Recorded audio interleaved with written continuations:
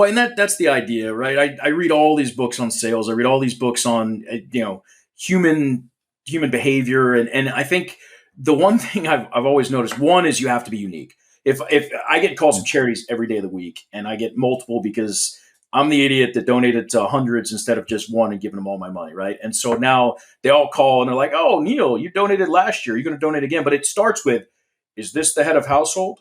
Thank you for your donation last year." And I'm like, "Oh God." So, and that's how Yeah. most people get sales calls is you call and you're like, "My name is Neil and I'm with XYZ company.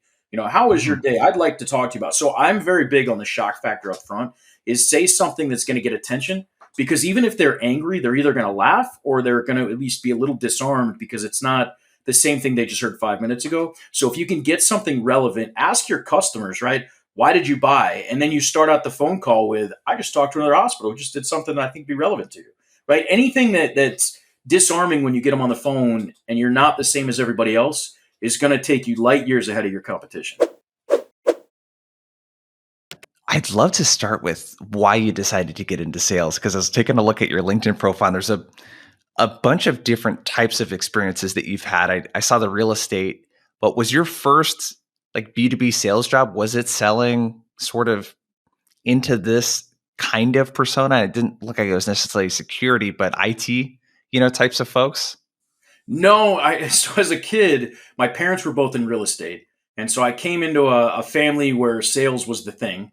And I was Yeah. always competitive playing sports. I mean, I was for baseball. I wanted to win the raffle ticket sales and all that stuff and win the awards. And so when I got to college, Yeah. I actually got a internship. You gotta love how internships get spun, right? And so they were like, "This is a marketing internship," and I was like, "Cool, I'm in." So I go and I apply and I get the job. Turns out that one of my friends is the guy that's actually running the internships. And so I get a job selling meal plans. And, it sounds like a Were you nightmare. cold? Did they make you cold call? Did they make you No, cold call? actually, it didn't. Okay. So it didn't. That one was more probably the only inbound sales job I've ever had. So the parents would come in Okay. and they would talk about, it was during the whole when you go to college and you go check out the campus and all that stuff, and then they would come over and they'd listen to our spiel about the meal plan and how great it is, and we broke records. And as a reward, they made me the manager of the school cafeteria, which is the worst promotion I've ever had and ever will have. And so I didn't love that. I stayed there for a little while. Then I went home for the summer and I got a job selling vacuums door to door, which was pretty There we cool. go.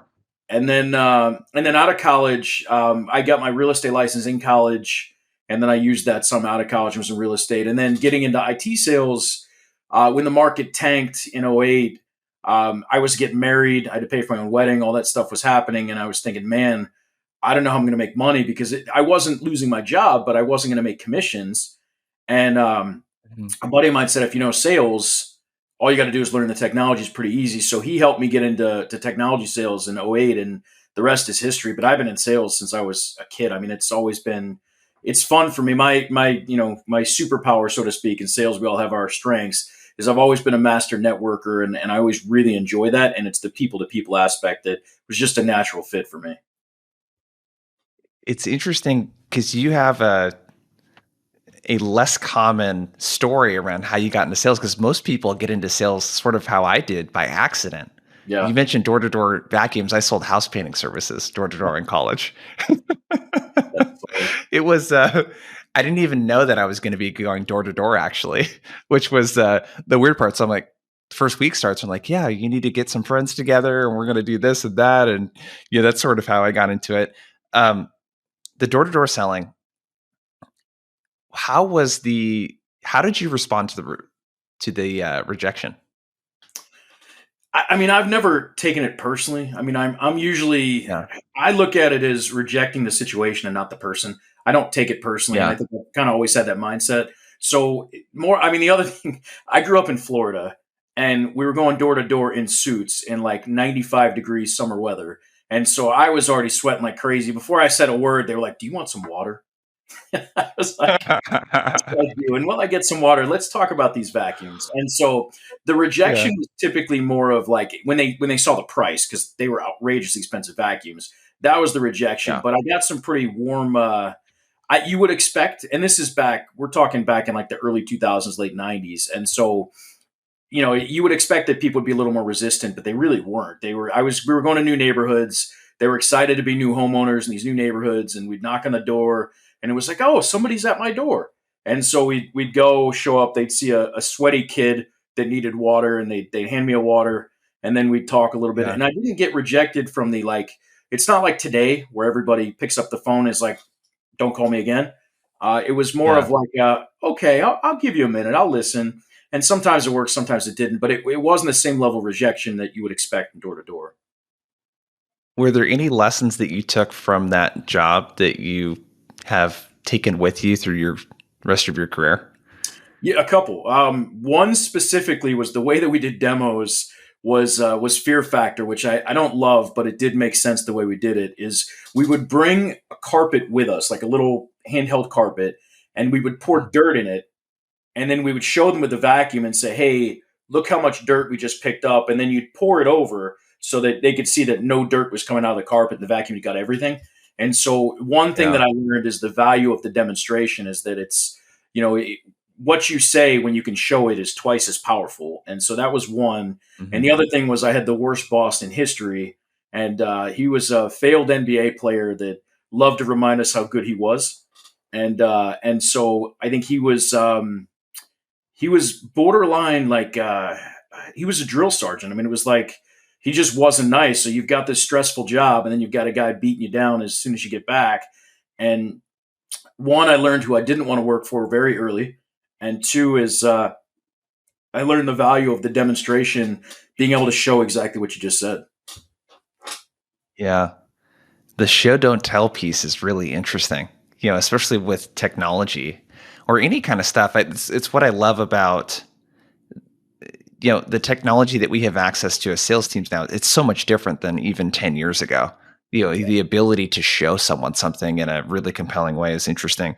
So if we fast forward, what was your first job selling into security, and what was that like? Yeah, so I got a job as an inside sales rep in a network monitoring company, and it was Mhm. one of the things that was really unique about it. Well, two things. One is it was run by engineers, not salespeople. We couldn't even keep a VP of sales because our engineers that were the CEO and the CTO, the co-founders, were very hands-on. It was very metrics driven, and so for a first job, I actually think it was good because it was very much how many calls have you made, how many people have you talked to, how many demos have you set up, and they didn't care about the details. Like we loved to tell a story about how great the call was. And they were like, all right, well, what about the other nine? Because you're required to have 10 a day. And so it was very metrics driven. And so I learned very early the value of hard work, right? That was one Yeah. thing about it. The other thing is that there was a clear path to get promoted. They had a very clear route of becoming an account manager, and you had to follow these. You had to go through these certain trainings they had in place. You had to pass these certain tests, like presentation skills, and then you could become an outside sales rep. And I was super ambitious, super hungry. I won inside sales rep within like 4 or 5 months of being there. And then I was like, why haven't I been promoted yet? And they're like, well, you haven't finished the track yet. I'm like, all right, I'm going to do this thing. And so I worked really hard and I got promoted. But my thought was, well, I've already done this for you. Why haven't you promoted me? And it's the young, like you owe me type of mentality that I learned very quickly Yeah. won't get you very far. Yeah. What was it like learning, or what was the learning curve like, I guess, in selling to people in security? Was there one? What did you have to do to learn what was important to these people when you're communicating with them? So I am definitely an avid reader. I jokingly say Yeah. I read 51 books in 2020, which means I was lazy for 1 week. And so when I got into network monitoring, when I got the job, the first thing I did was go out and buy a Network for Dummies book. And so I read the whole thing Oh, cover to that's so cover. funny. And I was like, all right, Yeah. teach me about networks. And so I learned a lot before I joined. I was very fortunate. It was an office job where you shared an office with an office mate, and my office mate was very technical and very good. And so he taught me a ton. The learning curve was actually relatively quick because when your whole job is getting meetings, you only need to know enough to hook them in to want to take a meeting. You don't have to know the Mhm. nuts and bolts. I tried to learn the nuts and bolts, and then I realized I probably knew more than I needed to know. And then when I became an account Yeah. manager, I was like, man, I don't know nearly enough. But the learning curve was easy because my first job was just go get meetings, and I would start with a hook to get attention as opposed to being like everybody else. I can't stand when somebody calls and says, "Hi, I'm Neil and I work for blah blah blah. How's your day?" I am like, I don't want to talk Yeah. to you. So I would start with things like, are you the person that gets yelled at when there's a slowdown in the network? Because that's the network world is known as, if there's a slowdown, they get yelled at. They're Yeah. guilty until proven innocent. So I found quick ways to get attention, quick ways to get people to take meetings. Yeah. It may not have been the most qualified meetings, but I was getting meetings early. Help me more about that because we had an email exchange and you'd thrown us something, a couple of lines, and I was like, dude, that's brilliant. Because you're describing the problem. It's have you read Influence by Robert Cialdini? You seen that Uh, book? I don't know if I have actually. I'm not sure. I don't think so. So there's some really interesting things. There's like these six principles that he talks about, and it's really more of a marketing book than a sales book. But one of those principles for persuasion was this theory around likeness, and it wasn't being likable; it's appearing more like a peer, like someone that's in their world. Yeah. And when you talk about the problem, not only in their language, but you're able to crack a joke about Yeah. it like you did, it's just instant. It had to like instantly disarm the person, I would imagine. Well, and that's the idea, right? I read all these books on sales. I read all these books on human human behavior, and I think the one thing I've always noticed, one is you have to be unique. If I get calls from Mm. charities every day of the week, and I get multiple because I'm the idiot that donated to hundreds instead of just one and giving them all my money, right? And so now they all call and they're like, "Oh, Neil, you donated last year. You're going to donate again." But it starts with, "Is this the head of household? Thank you for your donation last year." And I'm like, "Oh God." So, and that's how Yeah. most people get sales calls is you call and you're like, "My name is Neil and I'm with XYZ company. How is your Mhm. day? I'd like to talk to you about." So I'm very big on the shock factor up front is say something that's going to get attention because even if they're angry, they're either going to laugh or they're going to at least be a little disarmed because it's not the same thing they just heard 5 minutes ago. So if you can get something relevant, ask your customers, right? Why did you buy? And then you start out the phone call with, "I just talked to another hospital who just did something that I think would be relevant to you." Right? Anything that's disarming when you get them on the phone and you're not the same as everybody else is going to take you light years ahead of your competition.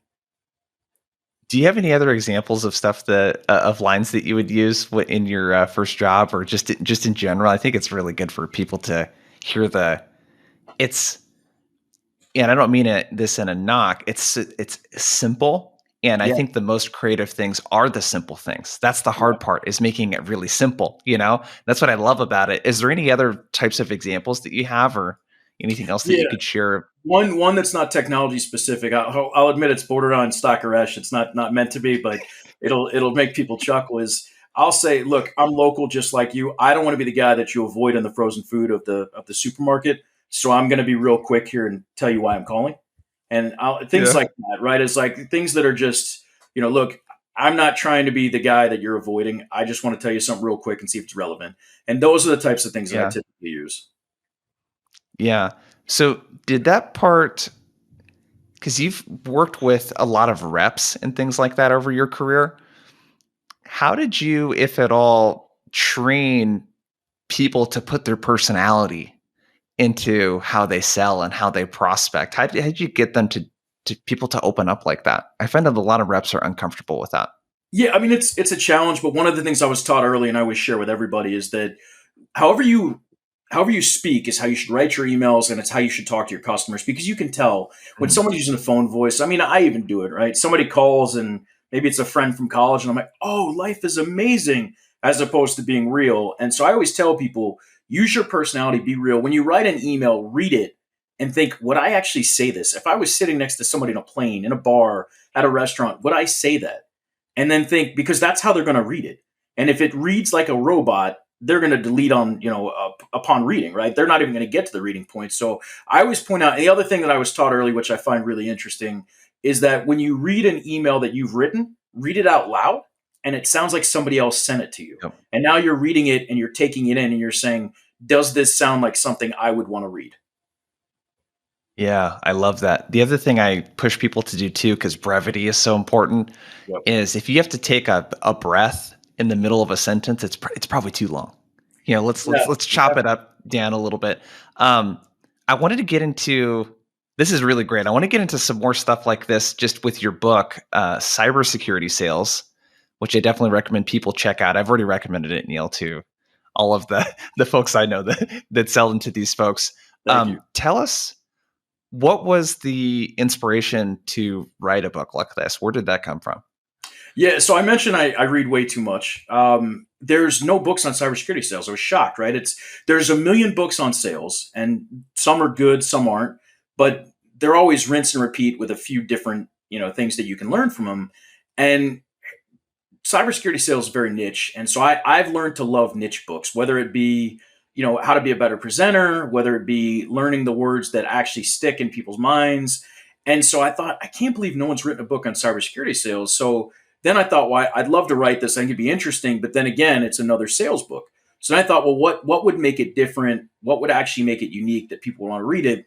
So I reached out to a friend of mine who used to be the security leader for some of the largest Fortune 50 financials in the world. And I said, hey, I want to write this book, but I think it'd be really interesting to get a buyer's perspective so that we, as he put it, we're writing this book from two perspectives, from like the hero and the sidekick. So you're watching the same movie, but you're Yeah. watching it in two completely different ways and getting different stories and understanding it and getting a more well-rounded understanding of what it actually means to sell into the security space. Yeah. It's it's crazy because I've only seen one other book written like this, Yeah. but it's really cool to have the buyer's take in there. And I think it's important to have both. Obviously we usually see the seller's take, from it, and it's usually very broad and it's not as sort of nuanced and specialized as this, but I want to unpack just a couple of things in the book I think that are interesting, sort of talking points. If we first, let's just talk, what does a CISO care about? Like, let's just talk even broader than that, org structure, because I know it can be different depending on the type of company. And again, I'm asking this for the rep that's maybe 6-12 months on the job, just learning about this stuff.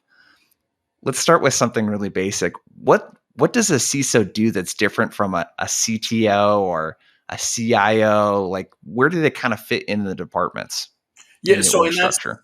and that's a good point. I mean, the first thing is that you've got to look at the organization, right? How big is the organization? How mature, right? Is it, because a lot of companies, even large companies, don't have a CISO, head of security. They just put it in the CIO's function. And so, depending, when you look at the reporting structure or the org chart itself, depending on who they report to, can tell you a lot. If they're reporting to legal, then they're probably setting a compliance policies, and they're probably saying, here's the risk if you want to do this thing.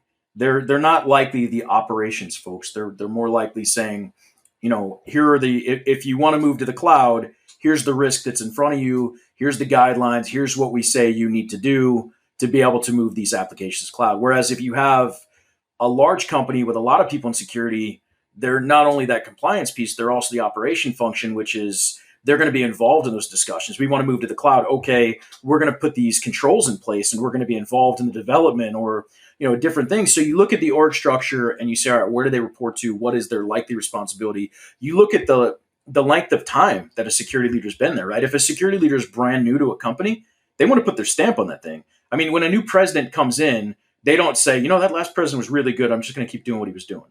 Right? It's just not something people do. They come in and they say, well, I'm the new president. I got to put my stamp in here. Well, that's what security leaders do, is they come in and say, well, I'm going to build my program. I've got these ideas. Whereas somebody who's been there for 10 years, we love innovation. Like, technology, everything's about innovation. But when you show up to somebody who's been there 10 years and you say, oh my God, we're going to change the way you're doing things, you're basically telling him he's failed.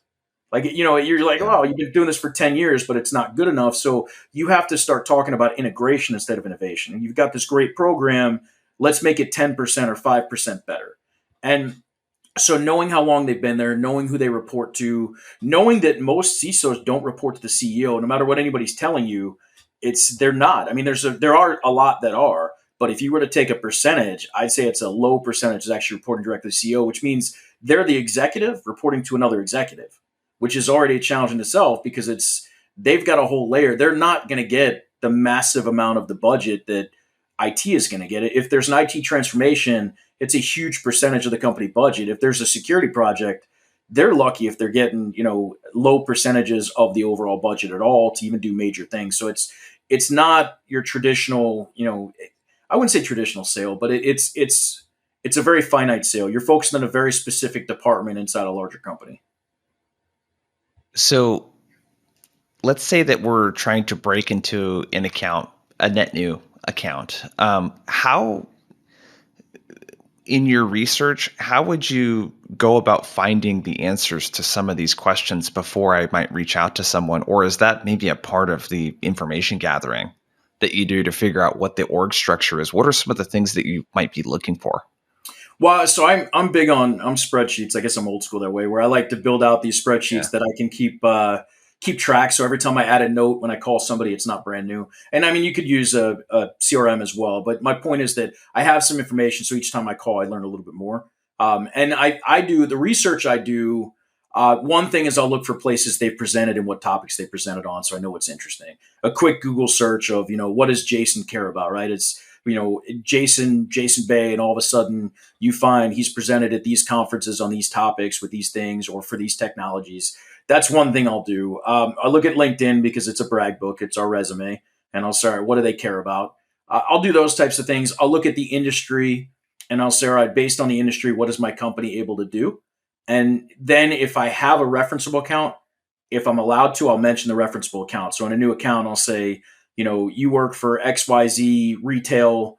ABC Retail is a big customer of ours. They'll tell you all about it. A couple things they're doing I think are worth sharing with you. ABC, can we chat? Because now CISOs are by name. I run CISO roundtables. I think I told you that before. I run a couple per month, and Mm. and I've ingrained myself in the community. And that's sort of how I educate myself. But one thing I've learned about them is they almost always call a friend. I jokingly said in the book that if you Yeah. want to sell cybersecurity, the best way to do it is to play the telephone game and tell one friend who's going to tell Yeah. another and hope the message gets there clearly, because that's what they do is they talk to each other and they say, hey, I have this problem. How are you handling it? Whether it's going to different roundtables or calling directly. And so I think if you have that up front, you can disarm people and say, hey, call CISO XYZ at retail ABC doing some cool things. Let's talk, right? And immediately it's not just another email of, do you care about ABC? Yeah. Yeah. Because I always get this kind of pushback. Do the CISOs at your current clients, do they tend to care if you're sending prospecting emails out like this and saying, hey, we work with this other company, and maybe it's a competitor even of theirs? Is there anything that you have to be careful about? Yeah, you have to ask. You can't just send it. I mean, they're very careful. Security is a space where you don't mention it without asking first. I mean, you don't just throw it out there, but you can be generic and say a Fortune 10 financial or whatever it is. You can do those Yeah. things, but a lot of times we'll ask for case studies or we'll ask for video testimonials, and those are the ones I'm more referencing that you can leverage. If you're not there, if you're an early startup or even a company that just doesn't have enough of them, then you can either say, here's the value we bring to your industry. You can find ways to do it, but what you do want to say is, here's why this is relevant to you, to show that you put some thought into it. Got it.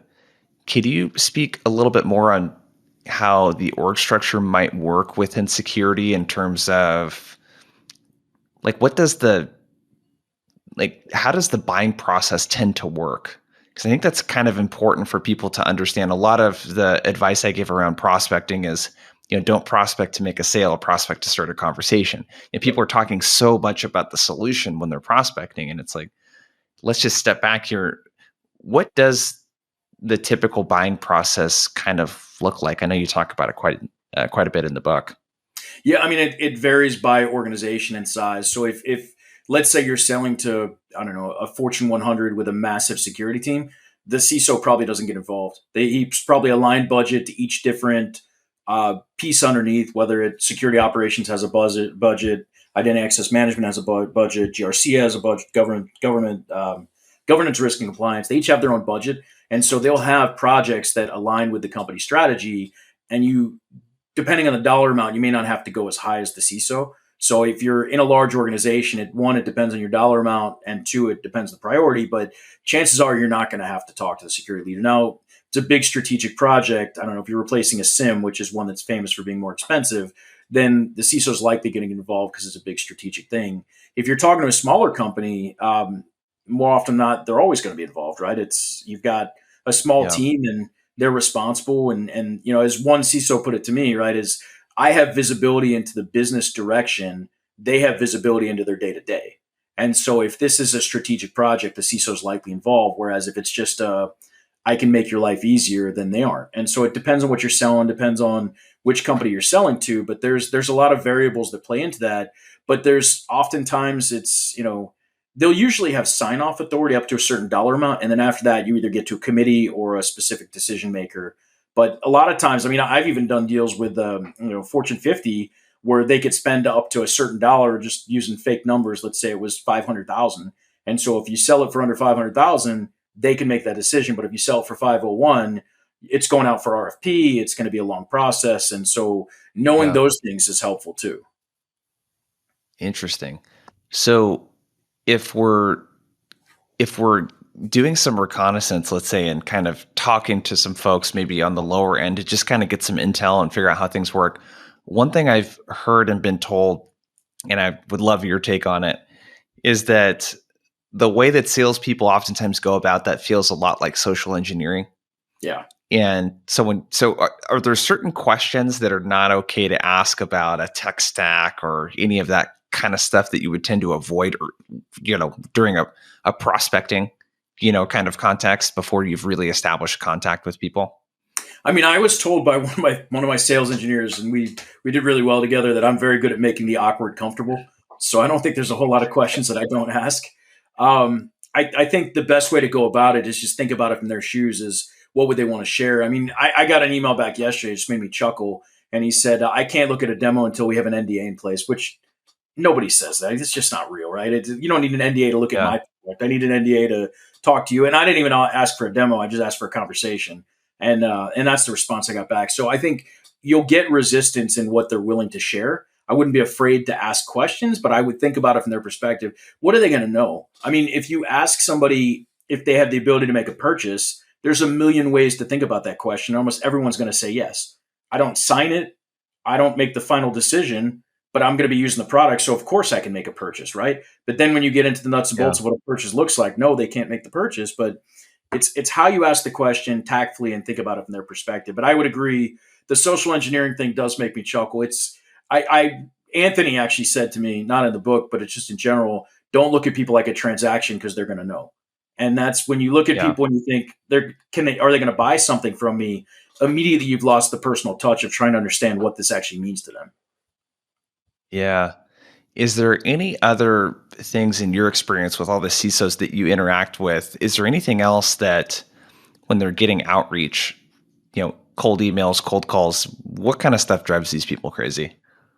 So it was one story. So I did a ton of research before I wrote the book. I interviewed a ton of CISOs, and one story kept coming up, and I thought it was really funny.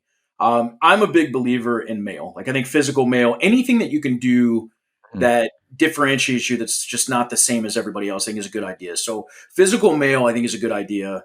But the moral of the story was don't bribe me. But the actual story was this very large company that everybody's heard of sent everybody these remote control cars without the action, or they sent the remote and said, if you meet with us, we'll send you the car. And every one of those CISOs said, I didn't take that meeting, but I couldn't help but laugh. They were like, first of all, they think that I'm willing to take a bribe for $50 or $100 or whatever it is to meet with them. And it's bribery. That's Yeah. what they're saying. And then secondly, they're like, if I'm interested, I'm going to go do the research and I know who they are anyway.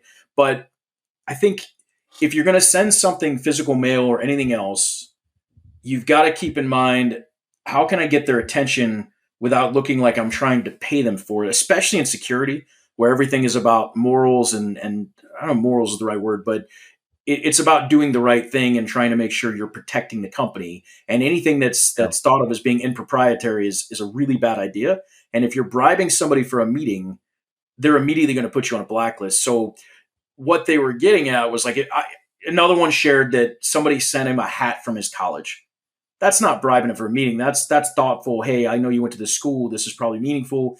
And he said he actually didn't take the meeting, and then they sent him a coffee mug from his college. And then he kind of laughed. He said, "All right, I get it." And so he took a meeting with the person and said, "Okay, he's put some thought into it. He's not just sending everybody the same thing." And I'm not saying you have to get that specific, but the key is if you're bribing them for a meeting, they're not going to take it.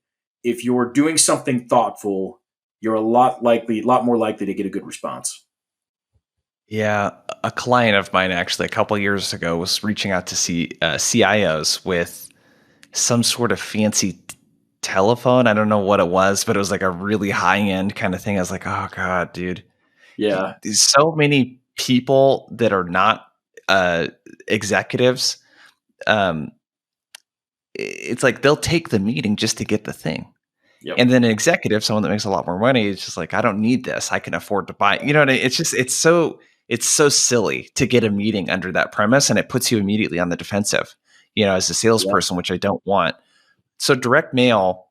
What are some of the stuff that you've seen work with direct mail? Because this is a channel that I have not explored much at all. I'm kind of an email and a phone and a social, LinkedIn, kind of Yeah. guy. But what kind of stuff have you seen work with direct mail?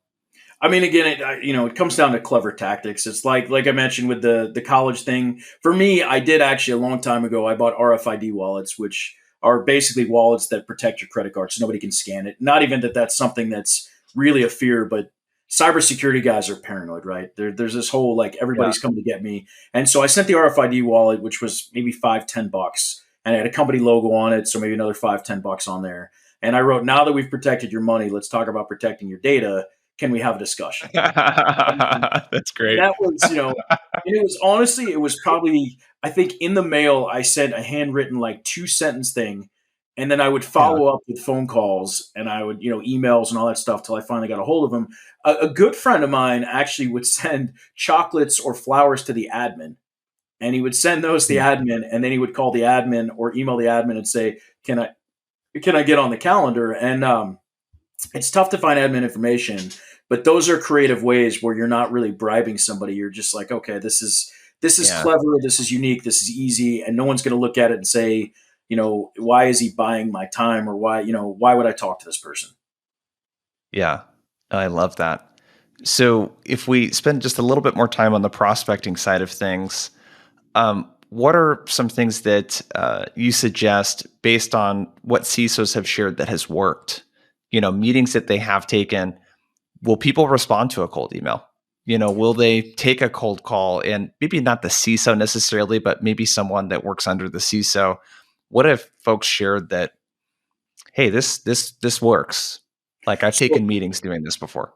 yeah, so a couple things. One, you mentioned social media, right? So more than just clicking the like button of actually interacting. So there was a CISO that put that something, there's always these popular phrases. This has died, that has died, this has died, this is irrelevant. And so they'll start these conversations. And if you put a meaningful response, and then you can email and say, hey, I thought that was really interesting what you posted about. I've seen that work when you're actually Mhm. engaging and saying what you said is relevant and not in like a butt kissing kind of way of like, you're so smart. Thanks for posting that. More of like, Yeah. here's why this is thought provoking to me. I think that's worked.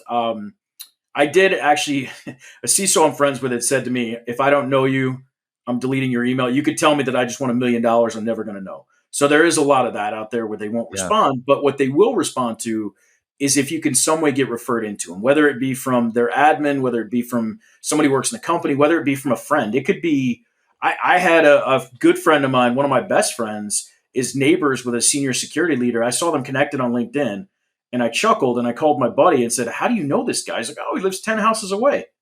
And I was like, oh, I hate to ask. I said, if you're that friendly with him, do you mind mentioning my name and seeing if he'll talk to me? And, this is a good enough friend I could ask that. This wasn't just like somebody I've had coffee Yeah. with. This guy I grew up with. But if you can find a way to get referred in, whether it be somebody who's in security or not, or even a salesperson, somebody that knows them, if they say, hey, you should meet with this person, it's going to go a long way. So if you can find a referral way in, if you can engage with them in something they're doing, the one thing that used to be huge for me and where I sort of built my career was being there. So whether it was a conference and I knew they were speaking at it, going into their actual presentation and then sending an email later and saying, hey, here are 3 points you made that I really think would be interesting to discuss. And we're kind of getting back to that. But if you can be there in person, even if it's a virtual event, see what these people are doing and have the discussions, I think that's a huge way to get in that we're getting back to we've kind of moved away from the last couple of years.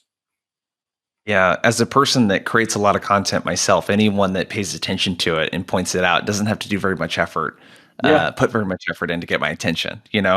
Um, so the getting referred, do you see if we talk about kind of approach?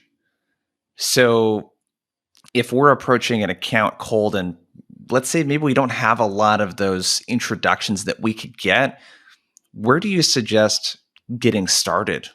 In terms of a seniority standpoint, am I going to reach out to people that are more ICs and managers and kind of do some ground swelling and get some intel and see if that I can work my way up? Like what kind of things do you suggest? Honestly, I'd say wherever you're comfortable. I think, and the reason I say Mhm. that is like I'm more comfortable in front of CISOs because of my roundtables.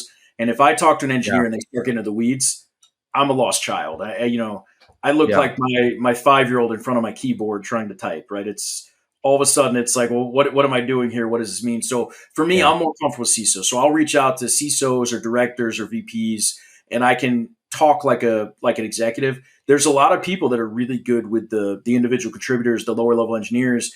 I think the key is being comfortable, right? We talked about when a charity calls and they immediately are like, hi, thank you for donating last year. And I'm like, oh man, I don't want to talk to them. Well, if they started out with like, isn't it a beautiful day outside? Or, I know the park is down the street for you if you're taking the kids, right? They've at least disarmed me. And Yeah. so whoever you're comfortable having the discussion with, I think whatever you're comfortable doing is probably the best place to start because then it's not going to be awkward for you or for them. Yeah. Gotcha. So in terms of the what to say, let's say in an email, phone call, etc., do you have any suggestions for how to approach kind of that messaging and speaking to things that this person, might care about, versus pitching your product, that kind of stuff? Like what are some guidelines that you would suggest around the what to say part? So the first thing I would say is I don't know if you've heard the term above the fold. But Yep. above the fold, yeah. So anything that you can see from your phone that's, the first line or two is what they're going to read. Every line has to be meaningful enough that they want to read the next line. I would start with something relevant to them. I wouldn't even start with the hi, how are you? I would just start with pharmaceuticals are facing challenge X and challenge Y. I'm assuming that you're facing similar things and here's how we solve for that. You may not get a response, but if they're facing that challenge, they're at least going to read line two. And if I mean, that's assuming you have a niche product and not a broad portfolio. And if you've got a broad portfolio, then maybe you start with, we've solved challenges ranging from X to Z. But I think the key is you've got to have something that's relevant to them. I was told by a CISO, don't throw axes over the fence and hope they stick, meaning that don't keep guessing. But the reality is that if you Yep. don't hit on a point that's important to them right away, it's going to be difficult to get them to respond anyway. So you kind of have to take a shot and assume you know something about them. Don't make it about, it's never going to be, if it's me, you're going to lose them. And I think that's what I see. I get sales emails all day, as I'm sure you do too. And they typically start with, my company does this, my company does that, we Yeah. help with this. And if you can start with, you are a pharmaceutical that probably faces challenges like pharmaceutical X, that's a lot more relevant than I am a company that does this. Yeah. The psychology behind that seems so simple, yet when you look at what people do, it's I don't know, why do you think that reps resort to talking about themselves so much? I Because mean, this advice is not it's old advice, right? To talk about other people more than ourselves. Why do you think that reps do that? I think one, it's comfortable. I think first of all, Yeah. human nature is to look and see what other people are doing, and everybody else around you is show me your email. Oh, here's my email telling you all the cool things about our product. Go send this to your. Mhm. And so there's a story a buddy of mine told me that I thought was hysterical, and he said, so there's this, this woman, and she's doing making the Thanksgiving Day turkey, and she cuts off the arms and just cooks the breast, puts it in the oven, takes it out, feeds the family, and her daughter says, "Why do you do that? Why do you cut that off?" She said, "I don't know. My mom did that." And she said, "Okay." She said, "Well, why don't we call grandma and ask her?" She said, "Okay." So they called grandma, and she said, "Grandma," she said, "you used to do this all the time. Why did you do that?" And she said, "I don't know. My mom used to do that." And she said, "Well, great grandma, let's call her." So they called great grandma, and they're like, "Grandma, great grandma, why do you cut the legs off and the arms off and just cook the breast?" She's like, "We had a really, really small oven." Yeah. And the problem is we just follow it blindly and assume that it must be right without asking the question is this really right for me? And I think that's what happens when we go down the me path. It's like, well, everybody else is doing it and somebody just got a demo, so it must be right. Yeah. It's not challenging assumption, just basic assumptions, you Yeah. know? What are your thoughts on, because I hear conflicting advice on this too, especially with CISOs. What is your take on sharing insights or content or any of that kind of stuff with these people, especially through emails? Well, and I saw one post I like about the videos, and I think you put it perfectly. Is that don't send it till they've earned it because they don't even want it. They don't want it until Yeah. they've asked for it, right? It's we live in a world of automation and ease of use. Everything that's being built every day is how can I be lazier? And so if you're making them do work, they're not going to want to do it. And so I think the key is when they ask for it, you send it, but you don't send it ahead of time and assume that they want to see it because they don't care. They don't care until they have a reason to care. And I get them. I get videos, I don't know, 5, 6, 7 times a day. And then it's like just a video. And I'm like, I'm not going to watch. I don't know who you are or what you are or why you're sending it. And then I get an email like a day or two later that's like, hey, hope you caught my video. What do you think? And I just laugh because I'm like, I don't think anything. I didn't read it. I didn't read this one. And I think that's what we Yeah. do with content is we just send it out. It's like, here's my white paper. And in security, you're trained not to open anything for anyone you don't trust. So even there, it's Yep. just I think it's crazy to send it before there's a reason to send it. Yeah. Yeah. It's pretty interesting when you think about. I always talk about user experience, and I talk about put yourself in the seat of the person receiving your outreach, and think of how much work that creates. Even processing an email is a lot of work. I have to make so many decisions. I got to decide whether or not I'm going to open it, and then when I see it, I got to decide whether or not I'm going to read it, Yep. and then I got to decide what to do with it. If I decide to respond, that's a decision. I got to write the email, and then I have to send it. There's so many decisions, and then hopefully I don't get distracted by something else while I'm doing that. Yeah. And you think about all the extra work that you create for a prospect by sending over a piece of content and expecting them to pour through a 30-page white paper is it's an insanely huge ask of a stranger. It is. And again, it goes back to, I mean, if you look at all the things that are being built, it's based on how little work can I do. I mean, I can get groceries delivered to my house now. I don't have to walk the aisles anymore. I mean, everything is about how Yeah. easy can I make it for you. Yep. Yep. One last thing I want to get into before we take off here, in terms of selling to these folks and the overall kind of just approach. Are there any kind of do's and don'ts that you see a lot of people, especially on the don't side, that they're doing once they've gotten that meeting and the sales interaction has started? They've started to do some discovery or it's demo time or whatever it might be. Are there any big red flags that you see a lot of people doing? I think there's a lot of people that don't know the company they're selling to. And I think you need to Mm, understand who you're talking to, do some research, understand what the business does, because especially with cybersecurity, it's about enabling the business, right? It's identifying risk, quantifying risk, and making sure that they're secure, but the business is still enabled. And so I think if you don't understand that business, I think especially with security leaders, you're going to get a lot of frustration. You're going to get a lot of people that you're going to start talking to them saying, do you have this problem? Do you have that problem? And their first thought is going to be, why are you trying to sell me a driveway when I live in an apartment? Right. And I think yeah. if you don't understand the business, it's very difficult to understand the challenges of the business. And I think a lot of people go in and assume everybody has the same problem. And I think that's something we need to move away from. Yeah. It's this like kind of cookie cutter approach that you see a lot, Yep. across a lot of different folks. Um, well, dude, this has been great. I highly recommend you guys check out Cybersecurity Sales, a buyer's and seller's perspective. It's a great book. I got some rapid fire questions for you All right. Well, I before we second take checking off, out the though. book. You ready? I second checking out the book. I think you should as well. It's a great, great book. So this first question is related to, prospecting.